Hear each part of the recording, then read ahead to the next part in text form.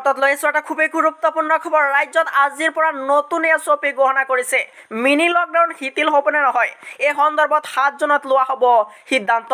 বাতিল হ'ব পাৰে মিনি লকডাউন। কৈছে শুক্ৰবাৰে গুৱাহাটীত এক সংবাদমেলত স্বাস্থ্যমন্ত্ৰী কেশৱ মহন্তই কয় যে অসম চৰকাৰে COVID-19ৰ বাবে চলি থকা কাৰফিউৰ লগতে আন্তঃজিলা ভ্ৰমণ নিষিদ্ধকৰণৰ ওপৰত অহা 7 জুন তাৰিখে সিদ্ধান্ত ল'ব।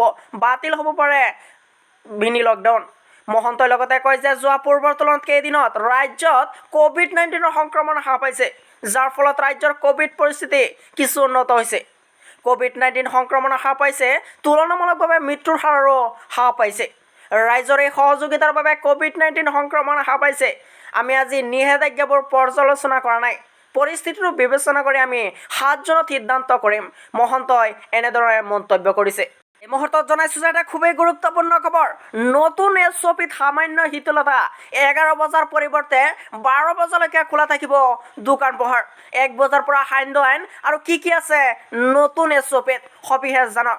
কৈছে 6 জুনৰ পৰা পুৱা 5 বজাৰ পৰা 16 জুনৰ পুৱা 5 বজালৈকে কাৰ্যকৰী হোৱাকৈ নতুন SOP পকা। ব্যৱসায়িক প্ৰতিষ্ঠানসমূহ 11 বজালৈকে খোলা ৰাখিব পাৰিব আৰু দিনৰ 1 বজাৰ পৰা পুৱা 5 বজালৈকে থাকিব সান্ধ্য আইন। কিন্তু তাৰ পৰৱৰ্তী যিটো বৈঠক বহিব 7 জুনত, সেই 7 জুনতে সিদ্ধান্ত লোৱা হ'ব কেতিয়া বাতিল হ'ব এই মিনি লকডাউন। কৈছে 6 জুনৰ পৰা পুৱা 5 বজাৰ পৰা 16 জুনৰ পৰা 5 বজালৈকে কাৰ্যকৰী হোৱাকৈ নতুন SOP পকা। ব্যৱসায়িক প্ৰতিষ্ঠানসমূহ 12 বজালৈকে খোলা ৰাখিব পাৰিব। দিনৰ 1 বজাৰ পৰা পুৱা 5 বজালৈকে থাকিব সান্ধ্য আইন।